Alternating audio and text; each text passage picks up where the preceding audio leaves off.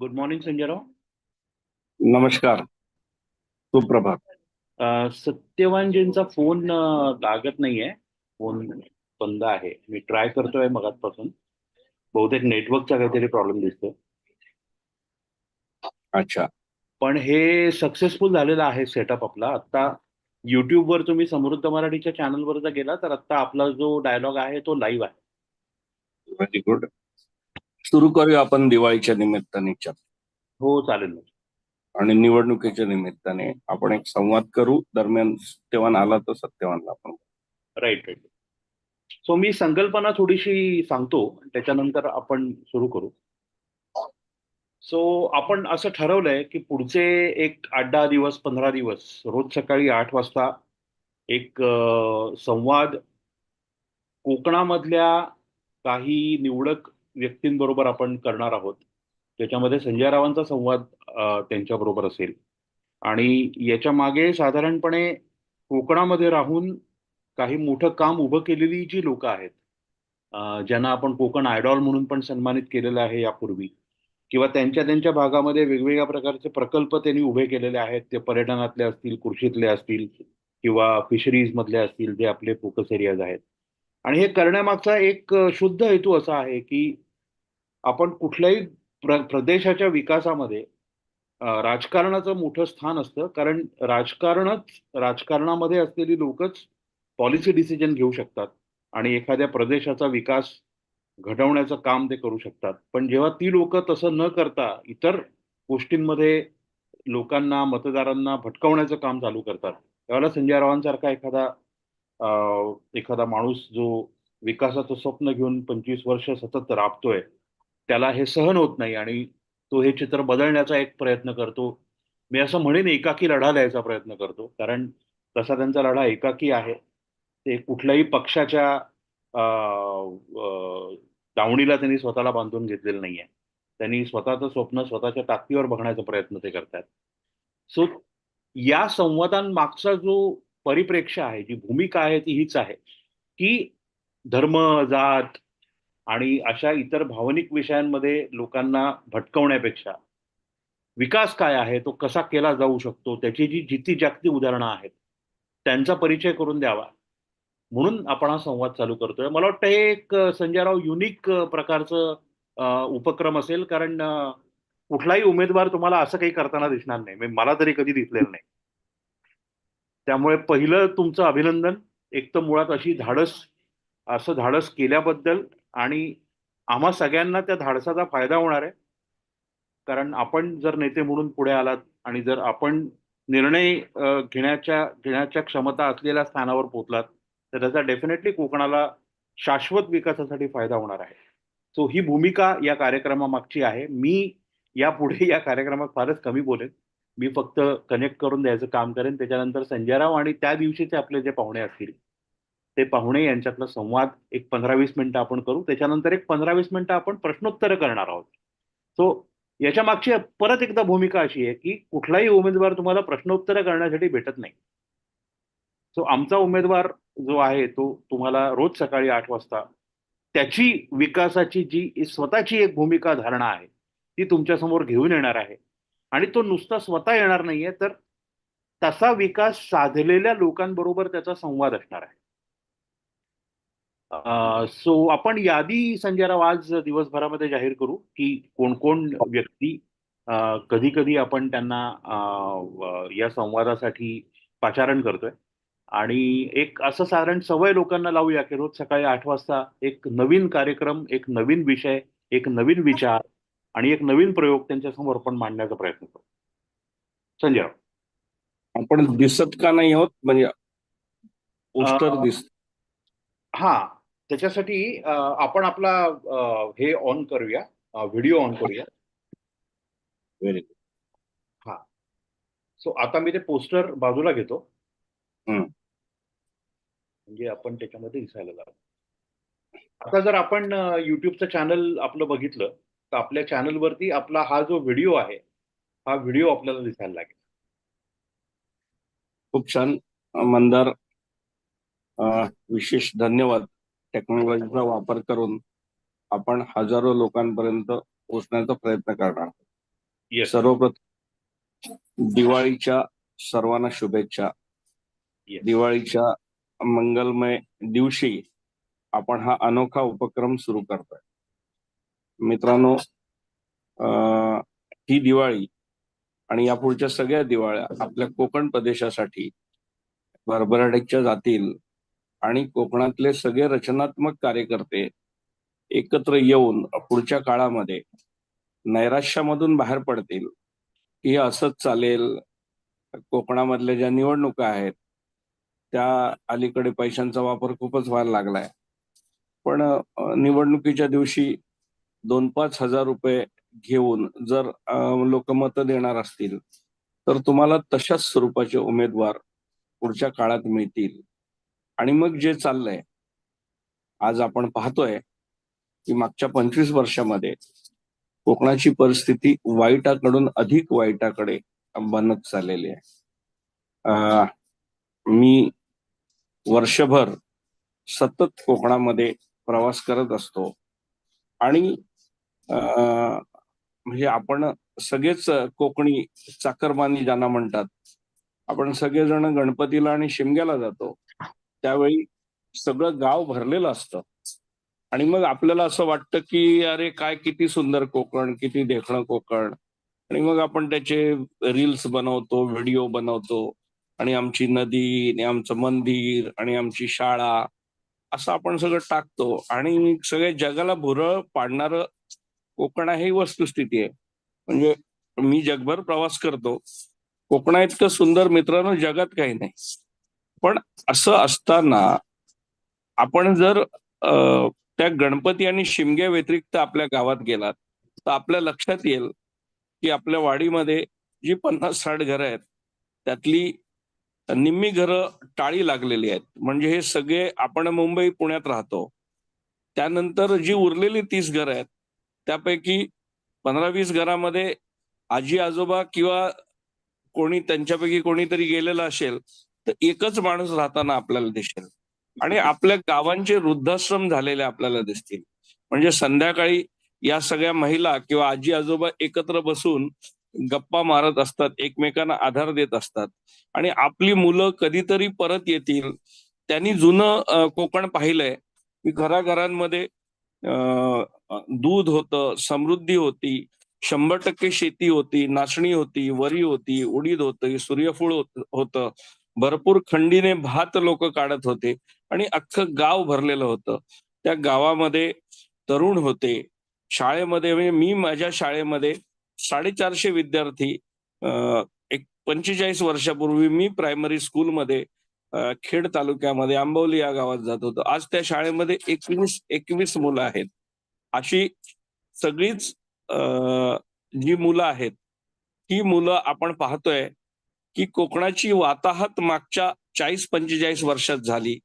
आणि मग सगळे कार्यसम्राट कोकणातले सांगतात की आम्ही कोकणाचा प्रचंड विकास केला, आम्ही इतके कोटी आणले आणि तितके कोटी आणले, तुमच्या गावचा रस्ता केला, ग्राम सचिवालय केलं, या फॅसिलिटीज दिला, त्या फॅसिलिटीज दिल्या. हो, सगळं बरोबर आहे की आता ते रस्ते कसे आहेत ते जरा आपण त्या रस्त्याने जातो तेव्हा आपल्याला कळतात की हे रस्ते आपल्यासाठी बनवले होते की हे रस्ते बनवून त्यातून कमिशन मिळवण्यासाठी बनवले होते. हे त्या रस्त्याने प्रवास करताना आपल्याला कळतं. एक धड रस्ता नाही, एक धड पाखाडी नाही. कुठलीही गावात सरकारी बिल्डिंग बघितलात तर त्या बिल्डिंगची अवस्था आपण बघतो. ठीक आहे, पण हे इन्फ्रास्ट्रक्चर झालं, कौतुक आहे, चांगलं झालं. आपण प्रत्येक वाडीमध्ये किमान एक देऊळ बांधलं. पण हे सगळं झाल्यानंतर कोकणातली घरं ही पूर्णतः रिकामी झाली, गावं बंद झाली, गावं ओस पडली, शाळा ओस पडल्या, शाळा बंद झाल्या. ही परिस्थिती नक्की भूषणावं नाही आणि काहीतरी चुकतंय हे मला वाटतं आपल्या सगळ्यांच्या लक्षात यायला हवं. आपण कोकणात आपल्या गावावर, आपल्या वाडीवर, आपल्या देवळावर, आपल्या या संस्कृतीवर प्रचंड प्रेम करतो. पण हे प्रेम करत असताना काहीतरी आपलं चुकतंय, ज्याच्यामुळे आपली कोकणातली ही गावं रिकामी होत आहेत. आणि हे बदलायचं असेल तर काहीतरी वेगळं करायला पाहिजे. या दृष्टिकोनातून आता एक संघर्ष छत्रपती शिवरायांच्या प्रेरणेतून आणि संस्कारातून आम्ही करायचा ठरवलाय आणि त्यासाठीच ही निवडणूक मी स्वतः फ्रंटला राहून लढणार आहे. सर, एक सेकंद फक्त आपल्याला थांबवतो. मी जे लाईव्ह बघतायत त्यांना विनंती करेन की त्यांना जर काही बोलायचं असेल, त्यांना जर काही प्रश्न विचारायचा असेल संजय रावांना, तर आपण आपल्या चॅटमध्ये, युट्यूबच्या बाजूला जो चॅट आहे त्या चॅटमध्ये आपण आपला प्रश्न टाईप करू शकता. तो आलेला प्रश्न मी तसाच्या तसा संजय रावांना विचारेन आणि संजय राव त्याचं उत्तर देतील. हाच फॉर्मॅट बेसिकली या कार्यक्रमाचा राहील. उद्यापासून जेव्हा आपण वेगवेगळ्या तज्ज्ञांशी बोलू, त्यावेळेला आपल्याला जर काही प्रश्न विचारायचे असतील, म्हणजे विकासाचं जे मॉडेल संजयराव मांडू इच्छित आहेत त्या मॉडेल संदर्भात आपल्याला जर काही माहिती घ्यायची असेल तर हीच योग्य वेळ आहे. तुम्ही या वेळेला प्रश्न विचारू शकता आणि त्याची उत्तरं लगेच आपण आपल्या उमेदवाराकडनं घेऊ शकता. लांजा, राजापूर, साखरपा या विधानसभा मतदारसंघामधले जे मतदार आहेत त्यांना मी विशेष करून आवाहन करीन की पहिल्यांदा तुम्हाला असा एक उमेदवार लाभलेला आहे की ज्याला खूप क्लॅरिटी आहे, ज्याच्याकडे एक व्हिजन डॉक्युमेंट आहे. संजयराव, आपला एक युट्यूब व्हिडिओ आहे ज्याच्यामध्ये आपण आपली भूमिका खूप चांगल्या प्रकारे मांडलेली आहे आणि अपार्ट फ्रॉम दॅट समृद्ध मराठीचं जे आपलं युट्यूब चॅनल आहे त्या चॅनलवरती आपण जे वेगवेगळ्या यशोगाथांचे व्हिडिओ टाकलेले आहेत ते सुद्धा व्हिडिओ पाहण्याचं मी सगळ्यांना आवाहन करीन. समृद्ध मराठी या नावाचा युट्यूब चॅनल आहे. त्या चॅनलवरती संजय रावांचं आतापर्यंत सगळं कार्य जे आहे, त्यांनी जे वेगवेगळे उपक्रम सुरू केलेले आहेत त्याची माहिती आहे. इतकं या व्यतिरिक्त आमचं एक फेसबुकचं पेज आहे. त्या फेसबुकच्या पेजला सुद्धा आपण लाईक करा. त्याच्यानंतर संजय रावांचा जो फेसबुकचा प्रोफाईल आहे त्याच्यावरती संजय रावांचं सगळं लिखाण उपलब्ध आहे. तुम्ही जर त्यांच्या प्रोफाईलवर मागे मागे गेलात तर त्यांचे लेखांक आहेत, अनेक लेखांक आहेत.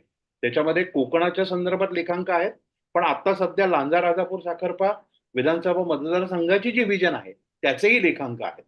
सो इतकी माहिती कुठल्याही उमेदवाराबद्दल तुम्हाला इंटरनेटवरती इतक्या मुक्तपणाने उपलब्ध दिसणार नाही. त्यामुळे तुमच्या उमेदवाराला तुम्ही जाणून घ्या, समजून घ्या, त्याला प्रश्न विचारा आणि त्याच्यानंतर तुम्ही जो निर्णय तुम्हाला घ्यायचा आहे तो घ्या.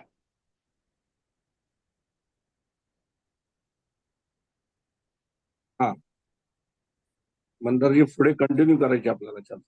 हो हो हो, येस येस. मी हा निर्णय का घेतला हे सर्वप्रथम सांगू इच्छितो की खरं म्हटलं तर आमदार होणं आणि राजकारण करणं यासाठी काही आवश्यकता नाही, किंबहुना 25 वर्ष ते करण्याचा प्रयत्न मी कधी केला नाही. पण आपलं भवितव्य, आपल्या कोकणाचं भवितव्य राज्यकर्ते ठरवतात, ही वस्तुस्थिती आहे. त्यामुळे तिथे काही चांगली माणसं असायला पाहिजेत, ती असावीत, असा प्रयत्न आपण नेहमीच करतो. मी गेली 25 वर्ष सर्वच पक्षांबरोबर माझे खूप स्नेहाचे संबंध आहेत, सर्वच नेत्यांबरोबर संबंध आहेत आणि प्रत्येकाचा पक्ष असतो. जसा मी स्वतः सुद्धा माझा एक पक्ष म्हणून गेली 30 वर्ष मी एकाच पक्षाचं काम करतोय. पण हे सगळं सिस्टीम मध्ये राहून, सगळ्या नेत्यांबरोबर समन्वय करून, सरकारबरोबर समन्वय करून, एका मोठ्या प्लॅटफॉर्मवरून मी हे सगळं करण्याचा प्रयत्न सुद्धा करतोय. काही प्रमाणात गोष्टी होत आहेत सुद्धा, असं काही नाही की सगळंच निराशाजनक आहे, गोष्टी होत आहेत. पण म्हणजे मी जे मुद्दे सातत्याने मांडतोय ती एक दुर्दैवी परिस्थिती आहे आणि ती बदलण्यासाठी मग आता स्वतः उतरलं पाहिजे असा विचार करून मी सुरुवात याची केली आहे. मित्रांनो, कोकणामध्ये 3 विषय आहेत की ज्याच्यामधून आपला रोजगार मिळतो किंवा उद्योग चालतात. म्हणजे कोकणातली 70% कुटुंब किंवा तरुणांना जी एम्प्लॉयमेंट मिळते ती आंबा काजू म्हणजे विशेषतः बागायतीमधून मिळते, ज्याच्यामध्ये किमान 4 ते 5 लाख कुटुंबांचा उदरनिर्वाह चालतो. दुसरा रोजगार जो आहे तो सर्वाधिक रोजगार कोकणामध्ये माशांमधून मिळतो. म्हणजे कोकणाच्या समुद्रात दरवर्षी 4 लाख टन मासे पकडले जातात आणि ही मासेमारी आहे, या मच्छीमारांचा जो रोजगार आहे हा किमान 4-5 लाख कुटुंबांचा रोजगार आहे. आणि तिसरा रोजगार जो आता खूप मोठ्या प्रमाणात विकसित होतोय तो पर्यटनाचा आहे आणि ही जगातली एक मोठी प्रमुख इंडस्ट्री आहे. युरोपची इकॉनॉमी पर्यटनावर चालते. केरळची इकॉनॉमी पर्यटन, थायलंडची इकॉनॉमी पर्यटनावर चालते, इंडोनेशियाची इकॉनॉमी पर्यटनावर. कोकणामध्ये या सगळ्यांपेक्षा चांगलं पर्यटन करता येईल. आणि पर्यटन जर नीट डेव्हलप केलं तर कोकणातल्या एकाही तरुणाला 10-20 हजारच्या नोकरीसाठी मुंबईत यावं लागणार. तर हे 3 विषय आहेत ज्यातून कोकणात एम्प्लॉयमेंट मिळते. पण मी गेली 10-15 वर्ष कोकणातल्या सगळ्याच लोकप्रतिनिधींना सांगण्याचा प्रयत्न करतोय की साहेब, या 3 ज्यातून रोजगार मिळतो कोकणामध्ये, या 3 विषयासाठी महाराष्ट्र सरकार बेसिक पायाभूत सुविधा देत नाही किंवा त्याला निधीच नाही. म्हणजे आंबा काजू हा मुख्य विषय आहे, जिथे 4 लाख एकरवरती आंब्याची लागवड आहे, पण एकही वेलफेअरची योजना आंबेवाल्यांसाठी महाराष्ट्र सरकारकडे नाही. आंबा काजू बोर्ड 10 वर्षापूर्वी बनवलंय, त्याचं 0 बजेट आहे, म्हणजे त्यात चालूच नाही केलं.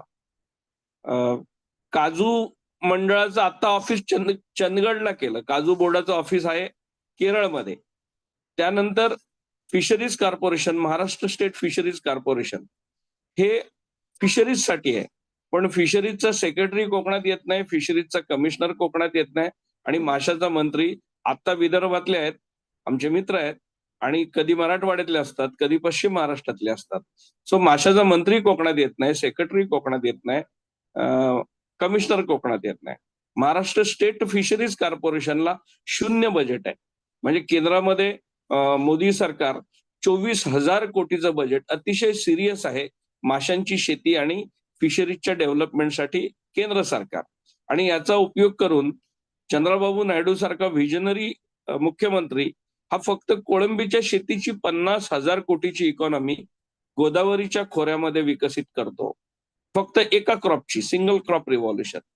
तर जर कोकणामध्ये इतकी वॉटरफ्रंट आहे, इतक्या खाड्या आहेत, इतका समुद्रकिनारा आहे, जर आपण 900 किलोमीटरचा समुद्र किनारा असलेला आंध्र प्रदेश कोळंबीची 50,000 कोटीची इकॉनॉमी डेव्हलप करतो, तर आपण किती करायला पाहिजे? पण आपल्या महाराष्ट्रामध्ये महाराष्ट्र स्टेट फिशरीज कॉर्पोरेशनला 0 बजेट आहे. 60% सबसिडी केंद्र देतं आणि 40% राज्य देतं. पण राज्य काही देतच नसल्यामुळे केंद्राचे पैसे कोकणात येत नाहीत, आणि त्यामुळे माशाची 0 शेती कोकणामध्ये होते. फक्त समुद्रातले मासे पकडणे एवढंच काम आपण करतो. जर माशाच्या शेतीकडे आपण लक्ष दिलं तर हजारो रोजगार, आपण उद्योग हे कोकणातल्या तरुणांसाठी, किंवा जे कोळी बांधव आज अडचणीत आलेत, मासे मिळत नाहीत, अनिर्बंध मासेमारी चालले, पिल्ल पकडतात, त्याचे पर्ससीनवाले नियम पाळत नाहीत, एलईडी फिशिंग, अनैसर्गिक फिशिंग केली जाते, आणि कोकणातला समुद्र उद्ध्वस्त करण्याचं काम बेजबाबदारपणे सगळे करतायत. आणि अधिकारी आणि संबंधित लोक हे चुकीच्या पद्धतीने, अनधिकृत पद्धतीने काम करून कोकणाच्या समुद्राची एका बाजूने वाट लावतात आणि दुसऱ्या बाजूने माशांच्या शेतीसाठी कुठलाही उपक्रम राबवले जात नाही. त्यामुळे MSFC साठी 0 बजेट, आंबा काजू बोर्डासाठी 0 बजेट, आणि गेली 25 वर्ष बेंबीच्या देवठ्यापासून मी ओरडतोय की पर्यटन पर्यटन पर्यटन, जर कोकण डेव्हलप करायचं असेल. पण साधी टॉयलेट नाहीत समुद्र किनाऱ्यावरती. दरवर्षी गणपतीपुळ्याला, हरिहरेश्वरला लोक बुडून मरतात, पण त्यांच्या सेफ्टीसाठी कुठली लाईफ सेव्हिंग व्यवस्था नाही. कुठल्याही पर्यटन स्थळावर जायला धड रस्ता नाही, तिथे पार्किंगच्या व्यवस्था नाहीत, तिथे त्या समुद्र किनारे सजवले पाहिजेत. जगभर काय चाललंय आणि आपल्या कोकणात काय चाललंय, अतिशय घाणेरड्या पद्धतीने कसलंही नियोजन नसलेलं पर्यटनाचा विकास कोकणामध्ये सुरू आहे. आणि त्यामुळे 3 आमचे विषय, या 3 विषयांसाठी एकही योजना नाही, बजेट नाही, प्रोत्साहन नाही, लोन नाही, कमी व्याजदराने कर्ज नाही, सबसिडी नाही, म्हणजे उद्योग कोकणात होऊच नाहीत. आणि त्या ऑन टॉप ऑफ धिस हे सगळे उद्योग करायचे तर कोळंबीच्या शेतीसाठी परवानगी घ्यायला चेन्नईला जावं लागतं. माझ्या जमिनीवर मला 10 खोल्या बांधायच्या आहेत, तर परवानगी घ्यायला मला चेन्नईला जाऊन 25 लाख रुपये खर्च करायला लागतो. हाऊसबोट, LFPच्या एका खाडीमध्ये 2,000 कोटीची हाऊसबोटची इकॉनॉमी आहे, जो आजचा आपला विषय होता, ज्याच्यावर आपण उद्या बोलू परत. तर त्या हाऊसबोटची साधी परवानगी अजूनपर्यंत मिळाली नाही. गेल्या वर्षी पहिली परवानगी आम्ही सत्यवान दर्देकरची घेतली. किती खाड्या आहेत कोकणामध्ये, किती बॅकवॉटर टुरिझम आपल्याला डेव्हलप करता येईल, किती बीच टुरिझम करता येईल. तर किती फिशरीजचे उद्योग करता येतील. पण हे सगळं करण्याकरता महाराष्ट्र शासनाकडे कोणाला वेळ नाही. शासकीय अधिकाऱ्यांना या सगळ्या विषयावरती बोलायला वेळ नाही. सोयाबीन, धान, ऊस, साखर, कापूस हेच महाराष्ट्राच्या विधानसभेत या सगळ्याची चर्चा चालते. पण कोकणातला हापूस आंबा, कोकणातला काजू, त्या काजूला हमी भाव मिळावा, काजू बीला, सुपारीला हमी भाव मिळावा, पायाभूत सुविधा पर्यटनाच्या निर्माण व्हाव्यात, परवानग्या मिळाव्यात, यासाठी कोणालाही वेळ नाही. आणि ही सगळी जी काय परिस्थिती आहे की यामुळे म्हणजे एका बाजूने सरकार काय सांगतं, तर 4 लाख कोटीची गुंतवणूक आम्ही नाणार प्रकल्पात आणणार. नाणार प्रकल्पातून किती विकास होणार आहे? 2, 4, 5 गावांचा विकास होईल. नाणार प्रकल्पातून अख्ख्या कोकणाचा थोडी विकास होणार. वाढवण बंदर तिथे नकोच आहे बंदर, तरी पण वाढवण बंदर जबरदस्ती आपल्याला तिथे टाकायचं आहे. तिथे ऑलरेडी इंडस्ट्रियलायझेशन झाल्यामुळे बोईसर, तारापूर प्रचंड पॉल्युशन तिथल्या नद्यांचं आणि समुद्राचं झालंय. आणि रोजगार कोणाला मिळतोय या एमआयडीसी मध्ये? तुम्ही एमआयडीसी आणल्यानंतर कोकणचा विकास होईल म्हणता. या एमआयडीसी मध्ये 95% रोजगार हा उत्तर भारतीय आणि झारखंड आणि बिहारच्या तरुणांना रोजगार मिळतो. सरकारला जीएसटी मिळतं, सरकारला प्रोफेशनल टॅक्स मिळतो, सरकारला इन्कम मिळते. बदल्यात आम्हाला काय मिळतं? आमच्या खाड्यात उद्ध्वस्त होतात, आमचा समुद्र उद्ध्वस्त होतो, आमच्या नद्या उद्ध्वस्त होतात. लोटे परशुरामच्या खालच्या गावांमध्ये जाऊन बघा, एकही बाग जाग्यावर नाही. अख्ख्या बागाच्या बागा उद्ध्वस्त झाल्यात. म्हणजे कोकण उद्ध्वस्त करणाऱ्या इंडस्ट्रीज आल्यानंतर ठीक आहे, महाराष्ट्राचा फायदा होतो, देशाचा फायदा होतो. पण आमच्या ज्या इंडस्ट्रीज आहेत, ज्याच्यामुळे आम्ही जगू किंवा ज्याच्यामुळे आमचं गाव समृद्ध होईल, ज्याच्यामुळे आमची मुलं मुंबईत जायची थांबतील, ती परत येतील, तर हा जो रोजगार आहे त्याच्यासाठी जर तुमच्याकडे शून्य योजना असतील, त्याच्यासाठी तुमच्याकडे शून्य निधी असेल, त्याच्यासाठी तुमच्याकडे कुठलीच पॉलिसी नाही, त्याच्यासाठी तुमच्याकडे कुठली स्ट्रॅटेजी नाही. 17 वर्ष झाली एक हायवे बनवताय तुम्ही. एक हायवे म्हणजे माझ्या कोकणात पर्यटक सुद्धा येऊ नये, माझ्या कोकणामध्ये उद्योग येऊ नयेत, याच्यासाठी ज्या पद्धतीने चाललंय म्हणजे माझा अतिशय आवडते नेते माननीय नितीन गडकरी आहेत. आणि मला कौतुक आहे की ज्या पद्धतीने देशभर रस्त्यांचं जाळं त्यांनी उभं केलं. अगदी सियाचेनच्या बॉर्डरवरती हायवेज बनवले. 4 वर्षात समृद्धी हायवे बनवला. मला सांगा की आमच्या कोकणाचा हायवे तुम्ही 17 वर्ष का नाही बनवला? हे प्रश्न कुठेतरी नक्कीच विचारायला हवेत संजयराव. आणि ते विचारायचं काम तुम्ही करताय आणि निडरपणे करताय. आणि तुम्हाला कल्पना आहे की अशा प्रकारे खुला विरोध घेऊन आतापर्यंत जे एक प्रकारचं संयमाचं नातं तुम्ही सगळ्या राजकीय पक्षांशी ठेवलं होतं. असं असतानाही सुद्धा आज तुम्ही इतक्या निडरपणे या सगळ्याच राजकीय पक्षांना प्रश्न विचारताय, त्याबद्दल डेफिनेटली आपलं कौतुक आहे. संजयराव, मला थोडंसं आपल्याला असं विचारायचं आहे की कोकण विकास हा काही तुमचा आजचा विषय नाहीये. कारण आज कसं होतंय की आता या इलेक्शनच्या निमित्तानं म्हणा, खूप लोक तुमच्या कडे आकर्षित होत आहेत. तुमचे सगळे हे जे काही डायलॉग्स आहेत ते लोकांपर्यंत पोहोचत आहेत. तर बऱ्याच लोकांना असं वाटतं की हा राजकारण, मी आता इलेक्शन आलं म्हणून संजयराव बोलायला लागलेत काय. पण मी तर तुम्हाला समाज माध्यमाच्या माध्यमातून 8-10 वर्ष ओळखतो. मी 8-10 वर्ष तुम्हाला त्याच्यापेक्षा जास्त फॉलो करतोय. गेली 1.5-2 वर्ष आपले खूप जवळून काम करतोय. त्यामुळे मला हे माहिती आहे की तुम्ही कित्येक वर्ष या विषयामध्ये आहात. तो त्याच्याबद्दल जर एक 2 मिनिटामध्ये आपण जर सांगितलं की हा प्रवास चालू कसा झाला? नाही, खरं खरं मी देशासाठी काहीतरी करावं म्हणून राजकीय पक्षाचं काम सुरू केलं. आणि एक 8-10 वर्ष काम केल्यानंतर माझ्या लक्षात आलं की आपली योग्यता देशासाठी काही करण्याची नाही, कारण तो खूप मोठा विषय आहे. आणि आपण देशासाठी काम केलं तरी प्रत्यक्ष काय घडेल माहित नाही. आणि म्हणून मग मी असं ठरवलं 98-99च्या दरम्यान की आपण इंजिनिअरिंग केल्यानंतर 6-7 वर्ष पूर्ण वेळ मी राजकीय पक्षाचं काम केलं. कारण देश घडवण्यासाठी शेवटी राजकारणी देश घडवतात किंवा सगळे निर्णय ते घेतात, म्हणून तिथे गेलं पाहिजे. म्हणजे सगळेजण शिव्या घालतात राजकारण्यांना, पण तुम्ही तिथे उतरणार नसाल तर ते कसं बदलेल? किंवा चांगली लोक कशी येतील? चांगली लोक घरी बसून फक्त चर्चा करणार असतील तर हे होणार नाही. त्यामुळे हे मी करत होतो. पण मग मी 2000च्या दरम्यान 25 वर्षापूर्वी असं ठरवलं की कोकणासाठी प्रयत्न. पुन्हा कॅनव्हास मोठाच होता, कारण मला काही एका मतदारसंघाचा आमदार व्हायचं किंवा असं काही स्वप्न नव्हतंच आणि आताही ते नाहीये. पण संपूर्ण कोकणासाठी काम करायचं ठरवलं. आणि त्यामुळे मंदारजी मी 2 लाख किलोमीटर, म्हणजे तेव्हा पैसेही नव्हते. म्हणजे एक छोटासा व्यवसाय घरातला होता. आई मला दर महिन्याला 10,000 रुपये पेट्रोलला द्यायची.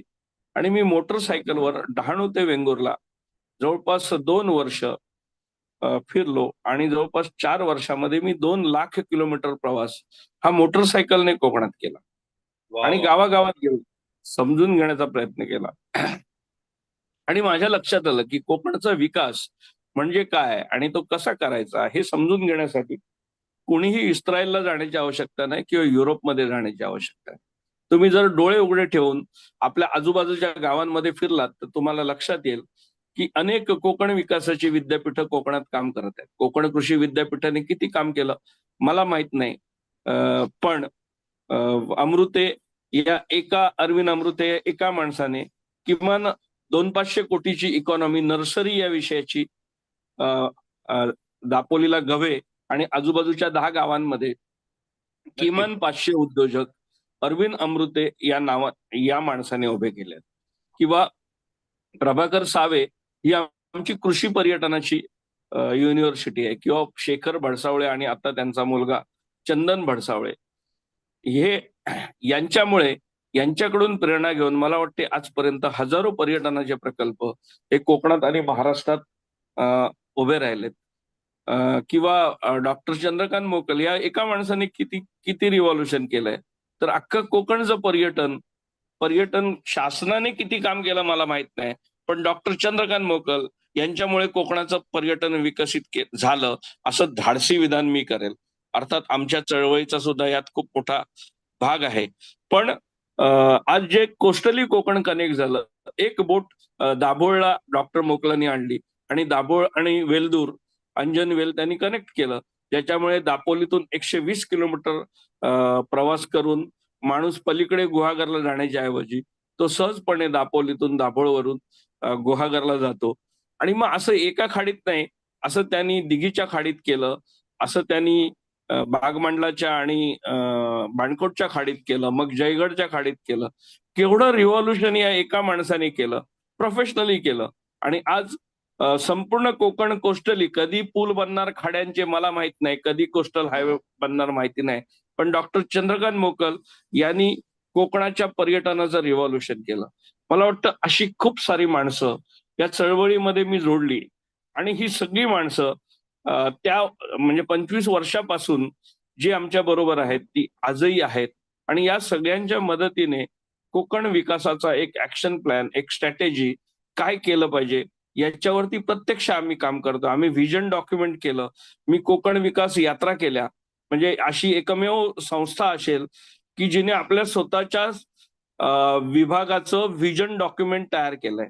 आणि हे सगळं करत असताना त्या वेळेचे मुख्यमंत्री, त्या वेळेचे मंत्री या सगळ्यांबरोबर आमचं कोणाबरोबर भांडण नाही. आमचं कुठल्याही पक्षाविरोधात किंवा कुठल्याही नेत्याविरोधात हा संघर्ष नाही. आमचं म्हणणं आहे की साहेब तुम्ही मायबाप आहात, त्वमेव माता पिता त्वमेव.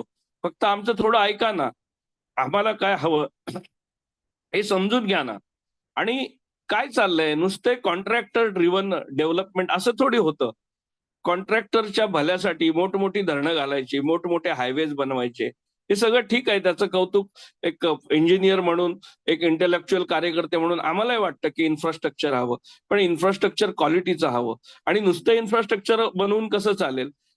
तिथल्या सामान्य माणसाचा, तिथल्या शेवटच्या माणसाचा, तिथल्या माझ्या मच्छीमाराचा, तिथल्या शेतकऱ्याचा, की जो युवक कोकणात राहू इच्छितो, त्याला साहेब एकही योजना नाही, त्याला सबसिडी नाही, त्याला कमी व्याजदराने कर्ज नाही, त्याला परवानग्या नाहीत. कसा जगेल तो, कसा थांबेल कोकणामध्ये? आणि मग बिचारा तो कोकण सोडून मुंबईमध्ये जातो आणि अतिशय वाईट अवस्थेमध्ये 10 बाय 10च्या खोल्यांमध्ये हे आमच्या कोकणातल्या तरुणांना राहावं लागतं. आणि ही परिस्थिती बदलायला हवी. आणि त्यासाठी लोक आमदार करतील, मतं देतील मला माहित नाही. पण कोणीतरी संघर्ष करायला पाहिजे. आणि तो आता आपण सुरू केलाय. येस संजयराव, आज आपला पहिलाच दिवस आहे आणि त्याचं थोडंसं प्रमोशन आता आपण आज दिवसभर करू.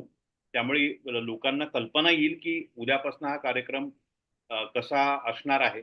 आज आपलं थोडासा टेस्ट रन, ट्राय रन सारखा होता आणि तो सक्सेसफुल झाला. YouTubeवरती हे व्यवस्थित त्याचं ब्रॉडकास्टिंग आता चालू आहे. तो याच्यामध्ये आपल्याला YouTubeवर लोकं प्रश्न विचारू शकतात. आपल्या Facebook पेजवर पण आपण याचं ब्रॉडकास्टिंग करणार आहोत. तिथेही प्रश्न विचारू शकतात. आपण त्याची अंतर्गत रचना करू. आपले जेवढे WhatsApp ग्रुप आहेत, त्या सगळ्या ग्रुपवर याची लिंक कार्यक्रम चालू झाल्या येईल. त्यामुळे सगळ्या लोकांना हा लाईव्ह कार्यक्रम बघता येईल. तर उद्यापासून याच्यामध्ये आपण प्रश्नोत्तर पण घेऊ. याच्यामध्ये लोकं पण सामील होतील आणि हा मला वाटतं आपण विचारांची दिवाळी, विचारांचा उत्सव रोज पुढचे 8-10 दिवस जोपर्यंत मतदान होतंय तोपर्यंत चालू ठेवू. त्यामुळे वैचारिक अभिसरण होईल. त्यामुळे आपली भूमिका लोकांपर्यंत आपण जास्त चांगल्या प्रकारे घेऊन जाऊ शकतो. सो मला वाटतं आज आपण इथेच थांबूया. उद्या सकाळी आपण एका नवीन पाहुण्याबरोबर, एका नवीन तज्ञाबरोबर, एका नवीन ॲडॉल बरोबर ही चर्चा कंटिन्यू करू. तुमचा शेड्यूल खूपच सध्या धावपळीचा आहे संजयराव. तरी त्या धावपळीमध्ये तुम्ही हा वेळ काढलात. जो नेहमीच तुम्ही काढता कोकण विकासासाठी. त्याबद्दल अख्ख्या कोकणवासियांकडून तुम्हाला मनःपूर्वक धन्यवाद आणि पुन्हा एकदा शुभ दीपावली. या पुढचं वर्ष हे सगळ्याच कोकणवासियांसाठी संजय रावांच्या रूपी एक आमदार आम्हाला लाभो हीच देवाच्या चरणी प्रार्थना. धन्यवाद. पुन्हा एकदा सर्वांना मनापासून दिवाळीच्या शुभेच्छा. जय हिंद, जय महाराष्ट्र, जय कोकण, जय शिवराय. भारत माता की